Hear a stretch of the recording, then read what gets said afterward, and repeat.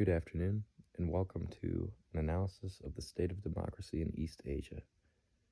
This includes where it began, where it is today, and where it will go, as well as solutions to issues within authoritarian states. Let's get into this. The countries that are democratic today include Japan, which has been democratic since about the early 50s, with South Korea, as well as Taiwan and Mongolia. Taiwan is in dispute with China, Communist China, over the sovereignty of the mainland. Basically, who's in control? Is it Taiwan who claims the mainland, or is it the mainland China that claims Taiwan? That's a big issue today and highly disputed among the world. We also have Mongolia in this list. The countries that have limited or no democracy at all include North Korea, the dictatorship under Kim Jong-un, as well as China, Vietnam, and Laos, which the latter two are one-party states. Where democracy is today. As of now, democracy is split in the Asian, at least the East Asian region that we're talking about today.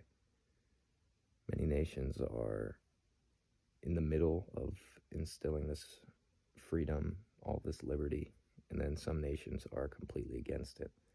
For instance, with the limited resources of the people of North Korea versus, say, the vast opportunities of the Japanese. And a lot of these issues are because of the state forcing democracy to not happen.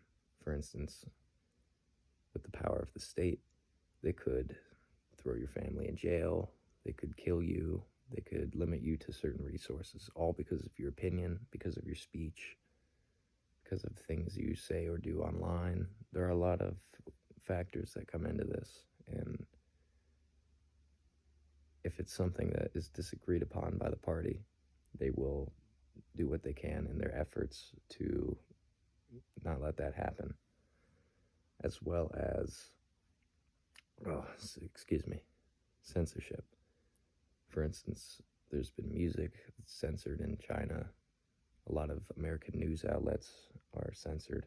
Basically, information that makes the government look bad, they censor.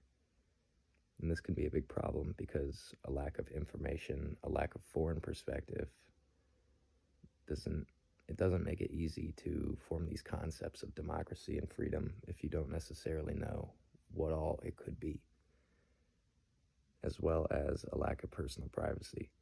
Now, this is especially prudent in nations such as China and North Korea that are surveilled 24/7 from many angles. For instance, Dr. Ding, in class you had mentioned that you could not jaywalk in China and that Big Mama is watching, which is certainly true and makes it difficult to have your own personal freedom when they could type in some information online and find all footage of you anywhere you were that day. Really makes it difficult. It's also important to mention that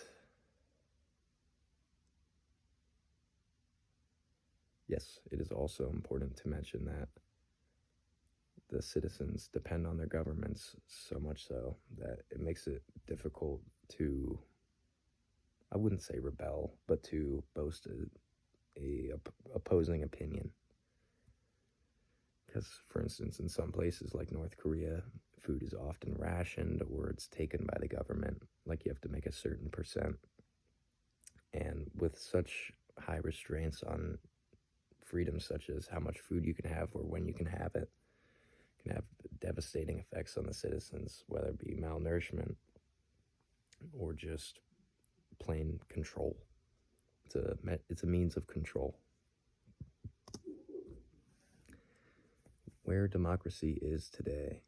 Now, with democracy being a controversial topic in the sub-region as it is already, it's important to mention some of the questions that have been brought up for East Asian politics, such as gender in politics. It's been a taboo for centuries now that in an Asian family, the man is the head of the household and the women are, in effect, to maintain the home, maintain the children, that kind of thing.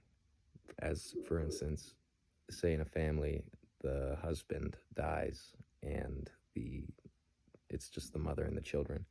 They have a son, the eldest son becomes the man of the family, the man of the house, so to speak. So, with that, it raises questions for gender equality in democracy and voting, because like those two systems are opposing. One puts the man above the woman, while the other is about equality and voting freedom and such. So that raises a big question.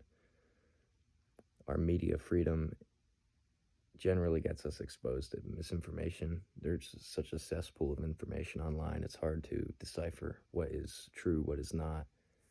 And while things might not necessarily be wrong, they may be presented in a way that's harmful to the youth. It's harmful to forming an empathetic perspective for other nations and other peoples. Yeah, so whilst there shouldn't be any monitoring or censorship of anything online, it's also important to note the materials you're taking in or that possibly your own children may be taking in. And lastly, on this slide, we get to the rise of populist and nationalist movements in these nations, which it's natural that in any nation there's going to be multiple perspectives, multiple parties attempting to unify the nation. So naturally, democracy faces against communism, nationalism, populism. I mean, it's, like I said, it's natural of any system. And whilst these movements aren't necessarily bad, they're based on different morals, different foundation than democracy itself. So that certainly makes it difficult when there's more options for people to choose. It's the biggest part of this is to be informed, to make a decision based on information rather than one's own emotions or opinions. Ways we can solve these issues in these nations is, well, it's important to note that each nation has different hurdles to jump. For instance, the people of China are heavily monitored, but in certain aspects they are free to do as they please. Meanwhile, in places like North Korea, there's little to no options for what you would like to do. It's mostly about what the state would like you to do. Some important factors, however, are the activism of the youth, how many young Asian men and women are out there with picketing signs and whatnot, expressing how they feel. And it's important to note that this is possibly the best time in Asian history to protest publicly, because in the past you would have been, as I had said before, shot and killed or thrown in jail or restricted from a lot of things. It's not that that won't happen, but now is about the best era for Asian activism, I'd say. Our next slide here is the social media organization. It's important, like I said earlier, it's important to note that with the freedom of media, you can be exposed to misinformation. But in this regard, it's important to note that you can also unify a lot of minds on certain ideas. And not everything is misinformation. With these movements, there's high organization online to ensure that there's proper information being fed to young people online, and helps with places to go, things to know, and generally can be a good thing when used properly. Education is also important. A lot of people of the world don't have a good concept of what human freedoms should and can be. So if you don't have a proper education on an issue, how could you make an informed decision? Or to really make a decision on what you think is morally correct And obviously, everyone comes from different moral backgrounds, but that's its own topic. It's also significant to mention the elderly population in China, Asia, Japan, all these different countries. They have a significant elderly population. And it's estimated within the next 20 to 30 years that a large portion of these populations is going to pass on, which leaves room for younger minds to develop new ideas, to instill new practices within these nations. It's only a matter of time until these things change. That is the end of my presentation. In conclusion, we went over the history of democracy in East Asia, how it happened, where it is today, and where it will go, as well as solutions to these issues in authoritarian states. Thank you for joining me this evening. Have a nice day.